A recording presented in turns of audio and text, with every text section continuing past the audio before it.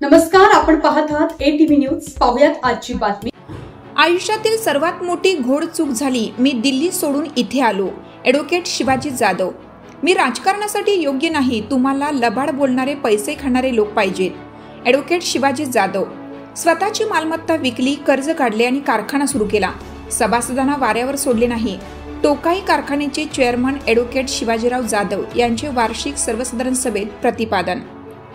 सभासदांनीही त्यांना धारेवर धरत वसमत तालुक्यातील टोकाई सहकारी साखर कारखान्याची सर्वसाधारण सभा मंगळवारी पार पडली. कारखान्याचा तुळजाभवानी कारखाना सोबत करार झाल्यानंतर झालेली ही सर्वसाधारण सभा वादळी होईल अशी शक्यता गृहीत धरली जात होती. सभेत काही सभासदांनी प्रश्न उपस्थित करून ॲडव्होकेट शिवाजीराव जाधव यांना धारेवर धरलं. करार गैरकायदेशीर पद्धतीने केला, सभासदांना अंधारात ठेवलं असा सभासदांचा आरोप होता. मात्र यावेळी आपल्या भाषणात चेअरमन जाधव यांनी सर्व आरोप खोडून काढले.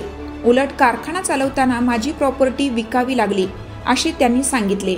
टोकाई कारखाना सुरू व्हावा, तो चालावा, या भागातील ऊस उत्पादक शेतकऱ्यांना लाभ व्हावा या उद्देशाने मी टोकाई सुरू केला.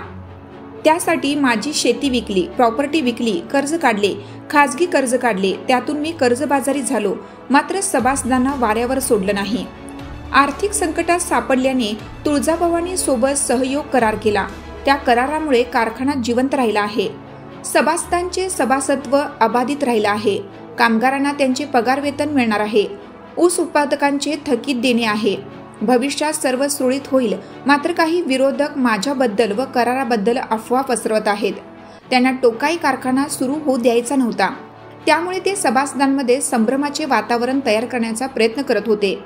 अशा राजकारणी व्यक्तींवर विश्वास ठेवू नका असे आवाहन त्यांनी केलं. तुळजाभवानी सोबत करार केल्यामुळे कोणाचीही सभासत्व रद्द होणार नाही. सभासदांचे कोणतेही नुकसान होणार नाही. ते होऊ नये म्हणून मी हा करार केला आहे. भविष्यात मला विधानसभा लढवायची नाही, कारखान्याची निवडणूक लढवायची नाही, मतदान मागायचे नाही असेही त्यांनी या सभेत जाहीर करून टाकले. त्यामुळे भविष्यात ॲडव्होकेट शिवाजीराव जाधव यांनी राजकारणातून निवृत्ती घेतली असल्याची घोषणा या सर्वसाधारण सभेतून त्यांनी केली असल्याची चर्चा सुरू झाली आहे. सर्वसाधारण सभेत अनेक सभासदांनी प्रश्न विचारून जाधव यांना धारेवर धरण्याचा प्रयत्न केला. मात्र जाधव यांनी परखड भाषेत आपले भाषण पूर्ण केलं. सर्वसाधारण सभेसाठी सर्व संचालक, शेतकरी, सभासद मोठ्या संख्येने उपस्थित होते.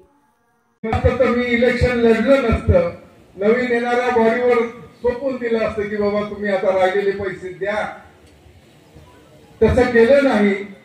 निवडणूक लढवली, फक्त शेतकऱ्यांचे पैसे मला देता यावे याच कारणासाठी दुसरी निवडणूक लढवली आणि टोकाई मातेच्या कृपेने तेव्हाची FRP पैसे आपण सगळे 2022-23 ला दिले. 24-25 या हंगामामध्ये कोणती वाहतूक यंत्रणा होती त्यांना पैसे दिले होते. साधारण 2-2.5 कोटी दिले. थोडासा उशीर झाला. चांगल्या कारखान्यांना गेल्या, पैसे कमी पडले.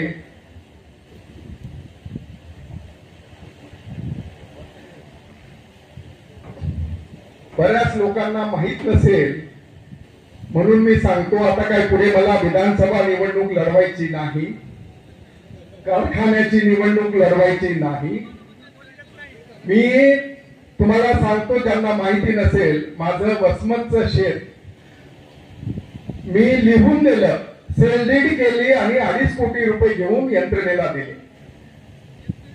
आणि त्याच्या आधी सुद्धा दरवर्षी जेव्हा जेव्हा पैसे कमी पडले, मार्केटमधून घेतले, व्याजाने घेतले, 3% घेतले, 4-4 कोटी रुपये उभे केले, मित्रांकडून केले. अजूनही मला पैसे देणे आहेत त्यांचं. परंतु कारखाना बंद पडू दिला नाही. आणि 2023-24 हंगामामध्ये आपण ज्यांना पैसे दिले होते त्या टोळ्या 2012-13 ला मी म्हणजे 1990 ला मी फक्त 500 रुपये खिशात होते. मी दिल्लीला गेलो. एकाही माणसाला ओळखत नव्हतो. मी स्वतःच तिथं अस्तित्व तयार केलं. आणि मला वाटलं माझ्या भागातल्या बाबा आमदार होते, थोडं काहीतरी आपलं इथं करावं. माझे संपर्क होता, काही संबंध होते आणि माझे निवडणुका लढवल्या. दुर्दैवानं मला यश आलं नाही. जे झालं ते चांगलं झालं. मला राजकारणात मी फिट नाहीये. राजकारणासाठी मी योग्य नाही. तुम्हाला लबाड बोलणारे, खोटे बोलणारे, पैसे खाणारे असेच लोक पाहिजे. आणि तुम्ही आलो असतो तर, मला निवडून आलो असतो तर याचा काय प्रयोग केला असता, कुठे बारामती केला असता वसमतचा. मला निवडून न दिल्यामुळं पण मला अजिबात इच्छा नाही. आता जरी मला कोणी विधान परिषद जरी देतो म्हणलं तरी मला नको. मी पूर्णपणे राजकारणातून बाहेर पडलेलो. काही ना काही दिलं तरी मला नको आहे. आणि आयुष्यातील माझी सगळ्यात मोठी घोडचूक कोणती असेल, दिल्ली सोडून मी इथे तुमच्यासाठी इथं काहीतरी करावं म्हणून इथे आलो. आयुष्यातली सगळ्यात मोठी घोडचूक झाली.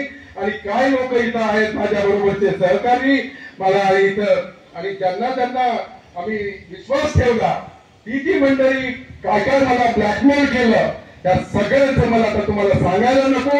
आणि हे मंडळींचे विरोध करतात, जे विरोध करतात त्यांचा काय उद्देश आहे मंडळी, खरं त्यांना विचारा. कशासाठी विरोध करतात? शेतकऱ्यांच्या हिताच्या विरोधात. मित्रांनो, धन्यवाद ऐकून घेतल्याबद्दल.